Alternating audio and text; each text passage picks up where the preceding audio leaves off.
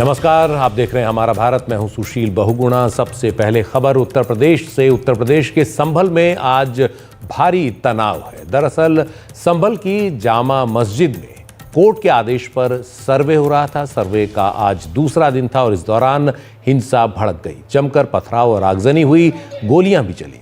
Moradabad range के police commissioner के मुताबिक हंगामे में जो कार्रवाई हुई और जो गोलीबारी हुई है उसमें 3 लोगों की मौत हुई है। एसपी और डीएम समेत 30 से ज्यादा पुलिसकर्मी घायल हुए। इलाके के सीओ अनुज चौधरी और एसएचओ संभल के पैर में बंदूक की गोलियों से चोट लगी है। पुलिस ने करीब 15 लोगों को गिरफ्तार किया है। इनमें 3 महिलाएं भी शामिल हैं। ये सर्वे टीम आज सुबह करीब 7 बजे जामा मस्जिद पहुंची थी। सर्वे का काम करीब 11 बजे खत्म हुआ। तनाव के मद्देनज़र आसपास के तमाम ज़िलों के अधिकारी वहां मौजूद थे। सर्वे टीम को सुरक्षित वहां से निकाला गया, लेकिन इसी दौरान वहां एक भीड़ घुस आई जिसने वहां हंगामा, हिंसा शुरू की। पत्थरबाजी शुरू हुई, आप इन तस्वीरों में देख सकते हैं। पुलिस ने इसके बाद कार्रवाई की। भारी तादाद में पुलिस, पीएसी और आरएएफ की यहाँ तैनाती हुई है। हिंदू पक्ष के दावे और याचिका पर कोर्ट के आदेश के बाद 19 नवंबर को जामा मस्जिद का कोर्ट सर्वे हुआ था पहली बार और आज सर्वे का दूसरा दिन था। 29 नवंबर को सर्वे टीम को कोर्ट में अपनी रिपोर्ट सौंपनी है। आदेशानुसार एक जामा मस्जिद है, उसके सर्वे का आदेश हुआ था। तय समय के अनुसार सभी सर्वे करने के लिए जो लोग कोर्ट कमिश्नर हैं, डीएम साहब हैं, मेरे स्वयं द्वारा और बाकी अन्य फोर्स है वो समय पर मौजूद थी। कुछ लोगों द्वारा उस सर्वे का विरोध करने के लिए लोगों को इकट्ठा किया गया और इकट्ठा करने के बाद में उन्होंने सर्वे जब चल रहा था उस समय उन्होंने पुलिस पर पत्थरबाजी करना शुरू किया। पुलिस ने उसका जवाब दिया है, लेकिन वर्तमान में जो कानून व्यवस्था है वो कंट्रोल में है। सभी जगह शांति व्यवस्था व्याप्त है। ड्यूटियाँ लगाई जा रही हैं फिर से। और ये बताना भी उल्लेखनीय है कि सर्वे जो था कोर्ट के द्वारा मैंडेटेड था वो सकुशल संपन्न हुआ। लोगों के खिलाफ एनएसए की कार्रवाई है वो अमल में लाई जाएगी। ड्रोन से वीडियोग्राफी कराई गई है और मोबाइल से भी वीडियोग्राफी इन सब लोगों की हुई है। सीसीटीवी कैमराज से भी कई सारी टीमें लगा के इन सब लोगों को आइडेंटिफाई किया जाएगा। 2 ग्रुप आमने सामने थे, तो 3 ग्रुप बल्कि वहाँ पे थे 3 तरफ से। उसी बीच में गोली चली। गोली कौन से ग्रुप ने किस पे चलाई, कैसे हुआ, लेकिन उस बीच में जो गोली चली उसमें हमारे पुलिस अधीक्षक हैं, उनके पीआरओ के पैर में गोली लगी। एक डिप्टी कलेक्टर का पैर फ्रैक्चर हो गया उसी हंगामे में। एक सीओ साहब के भी छर्रे लगे हैं और करीब 15-20 जवान घायल हो गए हैं। एक कांस्टेबल के सिर में गंभीर चोट आई है। और इस गोलीबारी में जहां तक अभी तक कंफर्म हुआ उसके हिसाब से 3 लोगों की मृत्यु भी हुई है। अभी तक स्थिति नियंत्रण में है, पूरी तरह शांत है और आगे स्थिति नियंत्रण में ही रहे, कोई दिक्कत न हो, इसके लिए अभी हम सभी ने रणनीति बनाई है। फोर्स पूरी तरह बाहर से भी बुला ली गई है, सभी जगह फोर्स मौजूद है और हम किसी भी तरीके की घटना इस तरीके की अगर कोई करता है या उकसावे की जो कार्रवाई कर रहा है उसकी भी पहचान कर रहे हैं और उसको भी हम जल्दी ही कानून के दायरे में। और संभल में मस्जिद के सर्वे और उसके बाद आज हुई हिंसा के मसले से उत्तर प्रदेश में सियासत भी गर्मा गई है। उत्तर प्रदेश के मुख्यमंत्री केशव प्रसाद मौर्य ने कहा कि जो भी लोग कोर्ट के आदेश के पालन में बाधा डालेंगे उन पर कार्रवाई होगी। माननीय न्यायालय के आदेश का पालन कराना ये सरकार की जिम्मेदारी है, पुलिस प्रशासन की जिम्मेदारी, उसे कराया जाएगा। जो माननीय न्यायालय के आदेश के अनुपालन में बाधा डालेंगे उनके खिलाफ कानून अपना काम करेगा। उधर बीएसपी की अध्यक्ष मायावती ने कहा कि संभल में हुई हिंसा के लिए उत्तर प्रदेश का पुलिस प्रशासन जिम्मेदार है। संभल में मस्जिद व मंदिर विवाद को लेकर सर्वे कराने का कार्य आगे बढ़ाना चाहिए था, जो तो ये ज़्यादा बेहतर होता। लेकिन ऐसा ना करके जो आज वहाँ सर्वे के दौरान जो कुछ भी बवाल हुआ है, हिंसा हुई है, तो उसके लिए यूपी का शासन व प्रशासन पूरी तरह से जिम्मेवार है। ये अति निंदनीय है। जबकि ये काम दोनों पक्षों को साथ में लेकर शांतिमय ढंग से किया जाना चाहिए था, जो नहीं किया जा रहा है। उधर समाजवादी पार्टी के अध्यक्ष अखिलेश यादव ने हिंसा के इस पूरे मामले की तो आलोचना की है। उन्होंने शाही मस्जिद के दोबारा सर्वे कराने के फैसले पर भी सवाल उठा दिए। जब सर्वे हो चुका था मस्जिद का तो दोबारा सर्वे क्यों करा ये सरकार, और वो भी सुबह और बिना तैयारी के। कानूनी और कोर्ट के जो प्रोसीजर उसमें मैं नहीं जाना चाहता हूं कि दूसरे पक्ष की सुनवाई ही नहीं है, कोई सुनने वाला नहीं दूसरे पक्ष को, और ये जानबूझ के इसलिए किया है जिससे कि चुनाव के धांधली पर, चुनाव की बेईमानी पर चर्चा न हो सके। और उत्तर प्रदेश के उप मुख्यमंत्री ब्रजेश पाठक ने अखिलेश यादव के इस आरोप का जवाब दिया। वहां जो कुछ गड़बड़ हुआ है, पुलिस ने अपना काम किया है, कानून ने अपना काम किया है, कानून अपना काम करेगा। आप क्या कह रहे हो? आपको शर्म नहीं आती? आप किसके साथ खड़े हैं? न्यायपालिका को आप मानेंगे नहीं, निर्वाचन आयोग को मानेंगे नहीं, संविधान को आप मानेंगे नहीं, झूठी कस्में खाएंगे। इस प्रकार की बयानबाजी को प्रदेश की जनता कभी स्वीकार नहीं करेगी। समाजवादी पार्टी को अपने कुकृत्यों के लिए प्रदेश की जनता से माफी मांगनी चाहिए, क्षमा मांगनी चाहिए।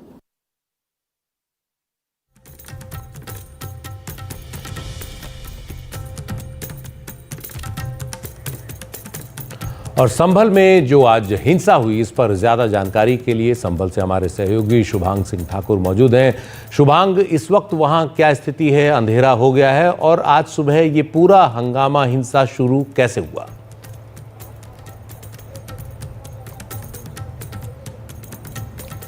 जी बिल्कुल, देखिए अब शाम का समय है, माहौल में शांति है, लेकिन इसका कारण है यहाँ पर मौजूद पुलिस प्रशासन, जो आप तस्वीरों में देख सकते हैं। गली गली हर कोने में इस समय पुलिस बल जो है इसी तरीके से तैनात किया गया है, और वो इस बात को सुनिश्चित कर रहा है कि अब जो माहौल है वो फिर से ख़राब ना हो, असामाजिक तत्व दोबारा जो जिस तरीके से पत्थरबाजी कर रहे थे वो सब ये ना कर पाएँ। लेकिन तस्वीरें मैं सबसे पहले आपको दिखाऊंगा। यहाँ पर पुलिस की जो गाड़ियाँ थी वो मौजूद थी, कुछ पुलिस अफसरों की प्राइवेट गाड़ियाँ थी जिनको यहाँ पर आग लगाई गई थी। और देखिए अभी भी यहाँ पर टूटे हुए कांच, जले हुए निशान सड़कों के यहाँ पर साफ तौर पर दिखाई दे सकते हैं। दूसरी तरफ क्योंकि पुलिस को उन्हें रोकना था, तो पुलिस ने उन्हें रोकने के लिए सबसे पहले टीयर गैस का इस्तेमाल किया। टीयर गैस के शेल्स आपको यहाँ पर दिखाई साफ तौर पर दे रहे होंगे। पत्थर भी अभी ऐसे है कि कुछ ईंटें पत्थर यहाँ पर मौजूद हैं, और इन ईंटों पत्थर को जबकि सिविक बॉडीज़ ट्रक में भरकर ले गई है ताकि दोबारा उनका इस्तेमाल ना किया जा सके। ये देखिए इस समय जो मैं दुकान आपको दिखा रहा हूँ, ये दुकान आप देख सकते हैं, इसके जो बैनर थे उन्हें फाड़ दिया गया। CCTV कैमरा जो थे उनकी जो तारें हैं वो फ़िलहाल काट दी गई, क्योंकि उन लोगों को पता था यहाँ पर कैमरे लगे हुए हैं और वो कैमरे में ना आ जाए, इसको लेकर के भी लगातार पुलिस कह रही थी, सभी से आग्रह कर रही थी कि CCTV कैमरे यहाँ पर लगे हुए हैं, किसी भी तरीके के असामाजिक तत्व ना बने और साथ ही पथराव ना करें, क्योंकि उसके बाद उनकी शिनाख्त की जाएगी और उन पर कड़ी कार्रवाई भी की जाएगी। सुबह 7 बजे के करीब यहाँ पर जो सर्वे टीम थी वो फ़िलहाल आ गई थी और 7:30 बजे तक सर्वे शुरू भी हो गया था। लेकिन इस समय अब आप देख सकते हैं कि यहाँ पर फ़िलहाल एकदम शांति है, पुलिस बल तैनात है। जो दुकानें हैं वो बिल्कुल यहाँ पर बंद कर दी गई हैं। सभी दुकानें, सभी घर फ़िलहाल ताला बंद भी हो गए हैं। बहुत से ऐसे लोग हैं जो अपने अपने घरों को छोड़कर यहाँ से चले गए हैं। इसके पीछे के 2 कारण हैं।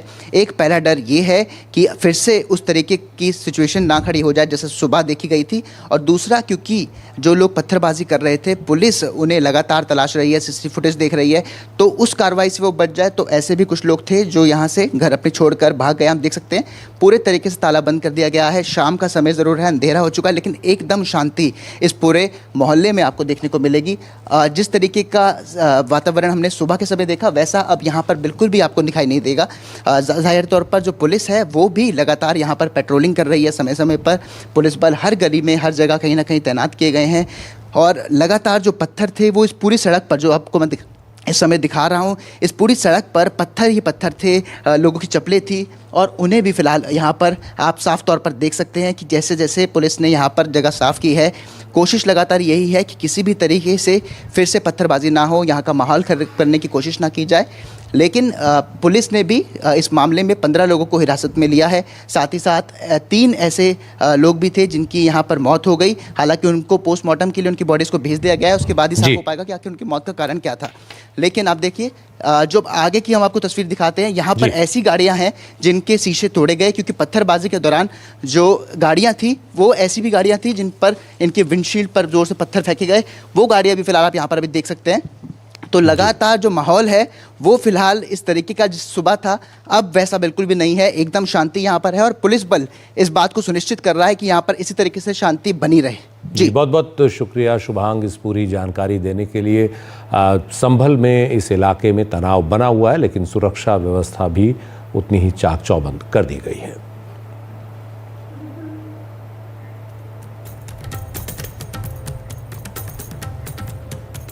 और अब खबर दिल्ली से। दिल्ली में एक कांस्टेबल किरण पाल की हत्या के बाद हत्या के आरोपियों से 24 घंटे के अंदर 2 मुठभेड़ हुई। इस दौरान एक आरोपी मारा गया, एक गोली लगने से घायल हुआ और तीसरा आरोपी भी पकड़ा गया।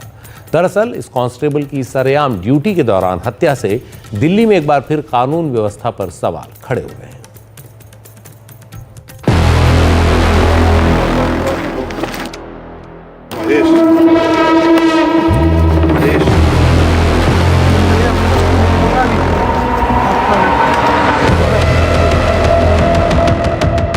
शनिवार देर रात दिल्ली के संगम विहार इलाके में दिल्ली पुलिस की स्पेशल सेल और एक बदमाश के बीच मुठभेड़ में राघव उर्फ रॉकी नाम का एक आरोपी मारा गया। राघव 22 नवंबर की रात दिल्ली के गोविंदपुरी इलाके में कांस्टेबल किरण पाल की हत्या का मुख्य आरोपी था। ड्यूटी के दौरान एक पुलिसकर्मी की हत्या को लेकर दिल्ली में कानून व्यवस्था को लेकर कई सवाल खड़े हो रहे थे, लेकिन पुलिस ने 24 घंटे के अंदर ही मुख्य आरोपी की पहचान कर उसे इनकाउंटर में ढेर कर दिया।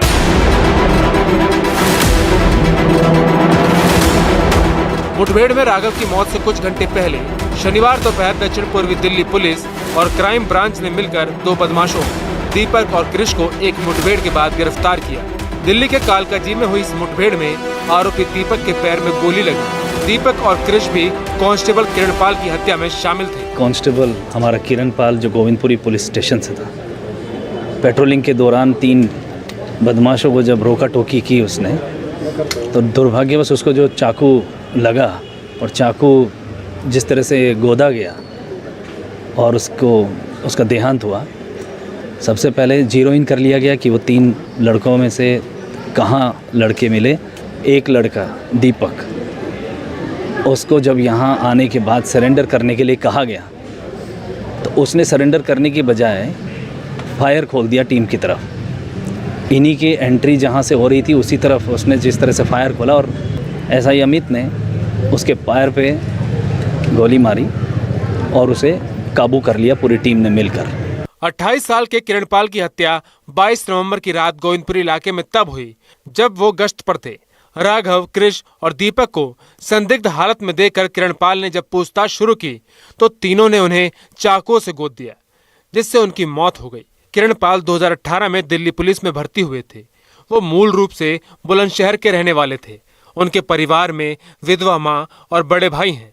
दिल्ली पुलिस ने किरण पाल को इस सर्वोच्च बलिदान के लिए श्रद्धांजलि दी है। नई दिल्ली से मुकेश सिंह सेंगर, एनडीटीवी इंडिया।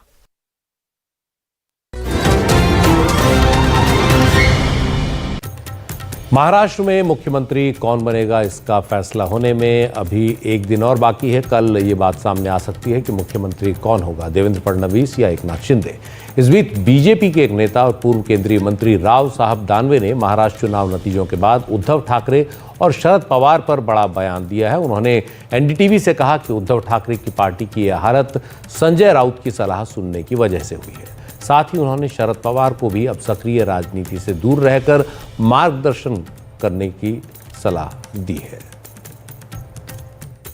महायुति सरकार को प्रचंड बहुमत मिलने के बाद अब चर्चा है कि महाराष्ट्र का अगला मुख्यमंत्री कौन होगा। बात करने के लिए हमारे साथ है बीजेपी के वरिष्ठ नेता और केंद्र के पूर्व मंत्री राव साहब दानवे। सर, ये बताइए कि सब जानना चाह रहे हैं कि मुख्यमंत्री पद को लेकर क्या बातें फाइनल हो गई है, शपथ ग्रहण कब हो रहा है, कुछ जानकारी जो जनता को आप देना चाहेंगे? देखिए, लोकसभा का चुनाव हुआ और उसके बाद विधानसभा का चुनाव हुआ। जो वातावरण लोकसभा के चुनाव में था वो वातावरण विधानसभा के चुनाव में बिल्कुल उल्टा था। और भारतीय जनता पार्टी है, राष्ट्रीय पार्टी है, जो भी कोई निर्णय लेना होता है वो वरिष्ठ नेता के राय मशवरे से लिया जाता है। हम अलायंस में चुनाव लड़े महाराष्ट्र में, और 3 पार्टियों का अलायंस है। 23 पार्टी का अलायंस भी था हमारा जब अटल जी प्रधानमंत्री थे।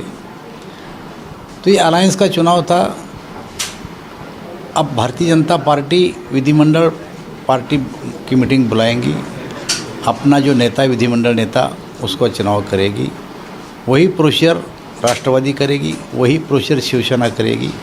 अपना अपना नेता चुनने के बाद तीनों नेता साथ साथ बैठेंगे और जो हमारे वरिष्ठ नेता है उनको बताएंगे कि हमारी ये राय है, और जो हमारे वरिष्ठ नेता फैसला करेंगे वो निर्णय हम सब लोग मिलकर मान्य करेंगे।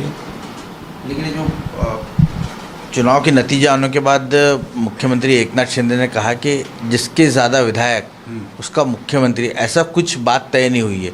एक इशारा कर रहे कि उनके पास ही कमान रहनी चाहिए, लेकिन बीजेपी के कार्यकर्ताओं की जो भावना है वो ऐसा दिख रहा है कि लगातार तीसरी बार 100 से ज़्यादा विधायक अगर दिए पार्टी को तो इस बार मुख्यमंत्री बीजेपी का होना चाहिए। आपको क्या लगता है? देखिए, भावना तो मेरी भी है। भारतीय जनता पार्टी का कौन कार्यकर्ता ऐसा है जो ये नहीं चाहता कि मेरे पार्टी का मुख्यमंत्री बने, लेकिन ये भावना मेरी है भी, तो क्या मेरे मन में जो है वो होने वाला है? ऐसा नहीं है। हमारे पार्टी के वरिष्ठ नेता जो निर्णय करेंगे वो सही निर्णय करेंगे, और ये निर्णय करने का अधिकार हमें नहीं है, वो हमारे नेताओं को है। ये तीनों पार्टियां साथ में बैठ के जो निर्णय करेगी वो हमारा मुख्यमंत्री होगा। नतीजे आने के बाद महाविकास आघाड़ी के नेता विश्वास इस नतीजे पर व्यक्त नहीं कर पा रहे। उनका कहना है कि अकल्पनीय है ये नतीजे। उद्धव ठाकरे की ये प्रतिक्रिया। ये देखिए, उद्धव ठाकरे का किसी पे भरोसा नहीं। सुप्रीम कोर्ट ने निर्णय दिया, उनका भरोसा नहीं। अभी विधानसभा में हम जीते तो ईवीएम पे भरोसा नहीं। सरकार ने जो निर्णय लिया उस पर वो भरोसा नहीं करते। अब ये चुनाव में तो उनका खुद पे भी भरोसा नहीं रहा। उन्होंने बोला कि ये महाराष्ट्र हमारा ऐसा करेगा, इसका मुझे भरोसा नहीं था। अब महाराष्ट्र का भी भरोसा नहीं उनको। मुझे ऐसा लगता है कि हम लोगों को पूरा भरोसा था कि हमारी सरकार पूरी मेजॉरिटी के साथ आएगी, और उससे भी ज़्यादा वोट लोगों ने हम लोगों को दिया, और मुझे ऐसा लगता है कि अब 5 साल हमारी सरकार चलेगी।